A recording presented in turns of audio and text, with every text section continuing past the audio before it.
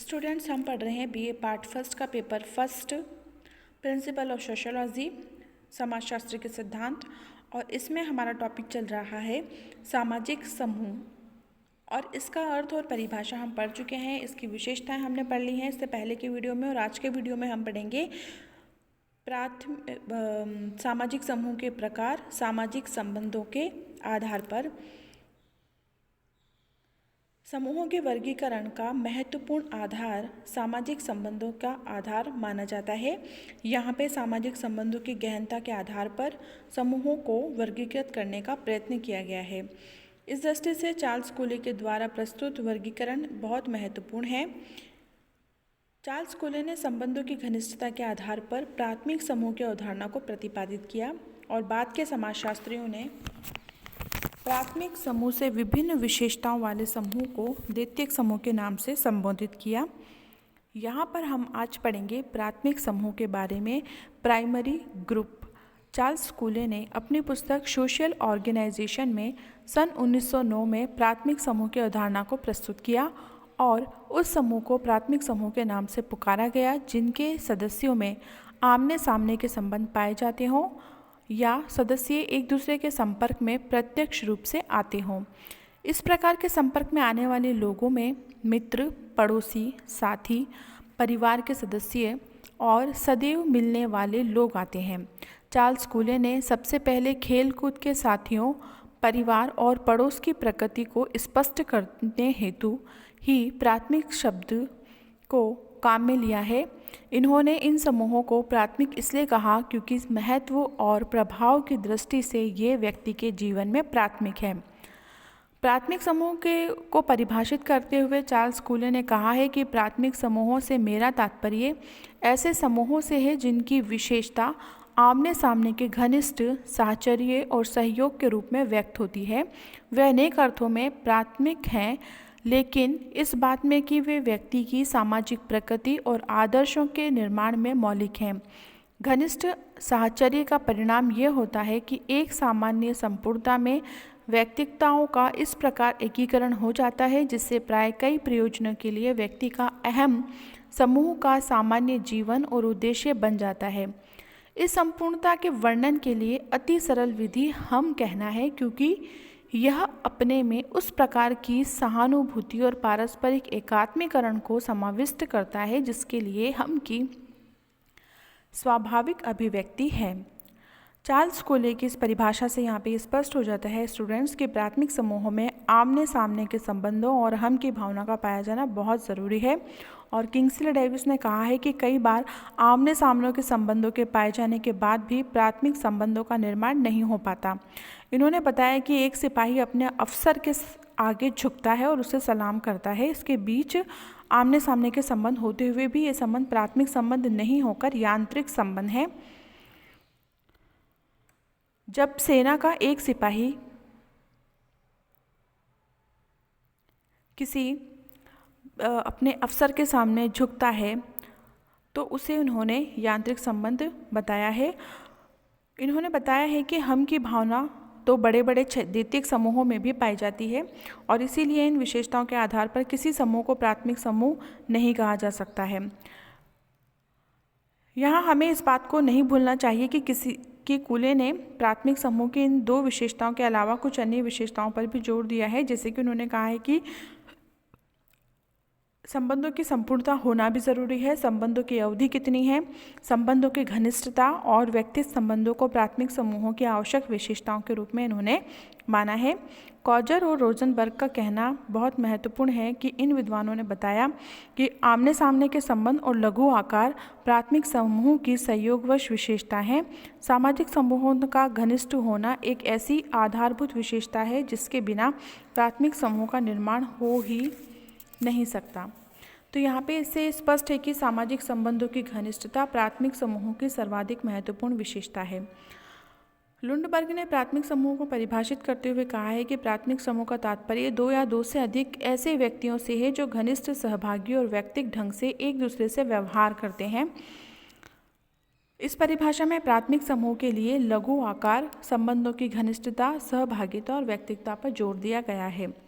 Fairchild ने कहा है कि एक प्राथमिक समूह का जिसमें 2 से लेकर 50 या 60 लोगों के या एक छोटी संख्या के अपेक्षाकृत अधिक लंबे समय तक चलने वाले आमने सामने के संबंधों में किसी एक उद्देश्य के लिए नहीं बल्कि केवल एक व्यक्ति के रूप में, ना कि विशिष्ट कार्यकर्ताओं, प्रतिनिधियों या संगठनों के नियोक्ताओं के रूप में रहते हैं, को परिभाषित किया जा सकता है।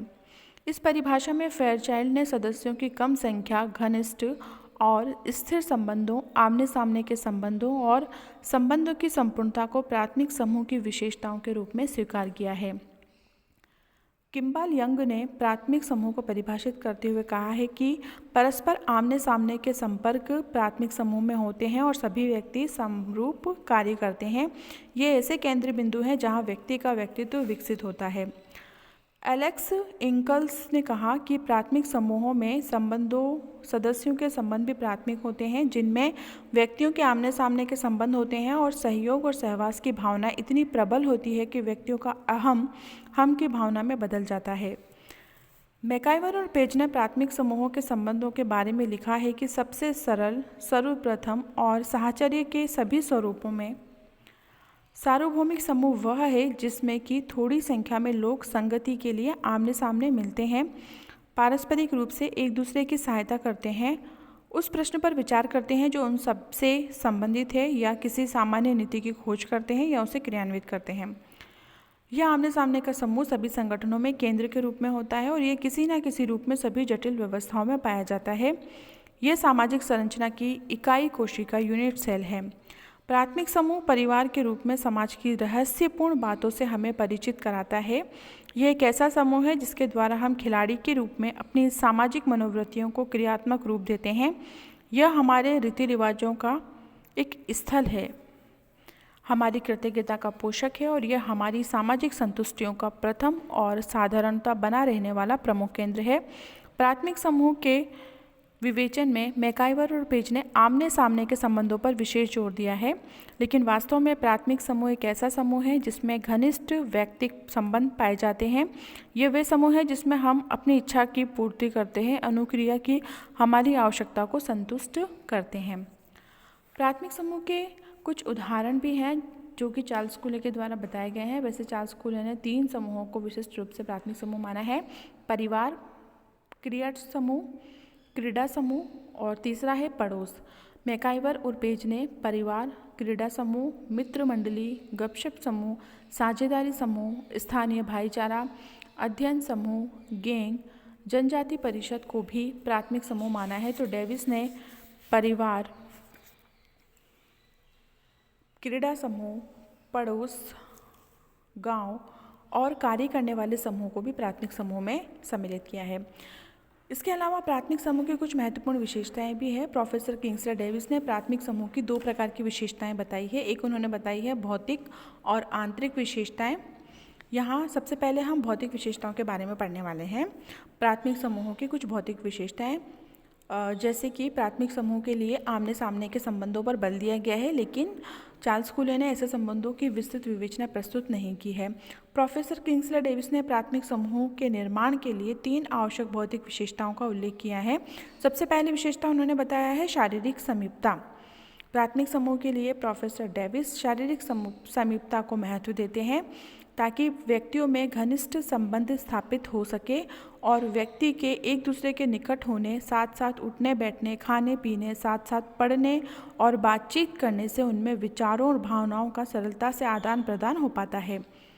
निकट संपर्क से व्यक्तियों में परिचय बढ़ता है तथा एक दूसरे के प्रति आदर, सहानुभूति और सहयोग पनपते हैं। प्राथमिक संबंध के लिए केवल शारीरिक समीपता ही काफ़ी नहीं होती। रेल के एक डिब्बे में या किसी बस में बहुत से यात्री एक साथ यात्रा करते हैं, लेकिन वे एक प्राथमिक समूह के सदस्य नहीं माने जाएंगे। इसी प्रकार से मेले में अनेक लोगों में शारीरिक निकटता पाई जाती है, लेकिन उनमें प्राथमिक समूह नहीं बन जाता।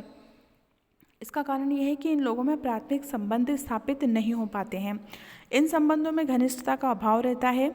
एक दूसरे के निकट होते हुए भी इन लोगों के संबंधों में मानसिक दृष्टि से निकटता नहीं पाई जाती।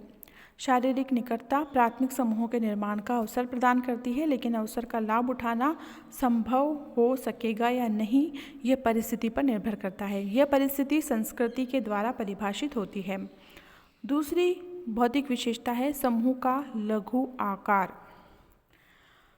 समूह जितना छोटा होगा, सदस्यों में उतनी ही अधिक मात्रा में निकटता और घनिष्ठता होगी। यदि समूह का आकार बड़ा है तो उसके सभी सदस्य एक दूसरे से नहीं मिल पाएंगे, उनमें अंतःक्रिया की मात्रा कम होगी। समूह के बड़े आकार का होने पर व्यक्ति इसकी एक इकाई मात्र बनकर रह जाता है।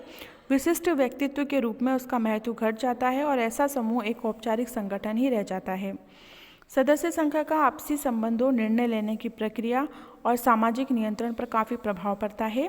प्राथमिक समूह की सदस्य संख्या के संबंध में फेयरचाइल्ड ने लिखा है कि सामान्यतः 3-4 व्यक्तियों से लेकर 50-60 व्यक्ति तक ऐसे समूह में पाए जाते हैं और ऐसे समूहों में विचारों का आदान प्रदान प्रत्यक्ष रूप से होता है, किसी अन्य माध्यम के द्वारा नहीं।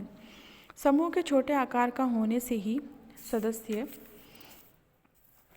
एक दूसरे को व्यक्तिगत रूप से जान सकते हैं, समूह की गतिविधियों में सक्रिय रूप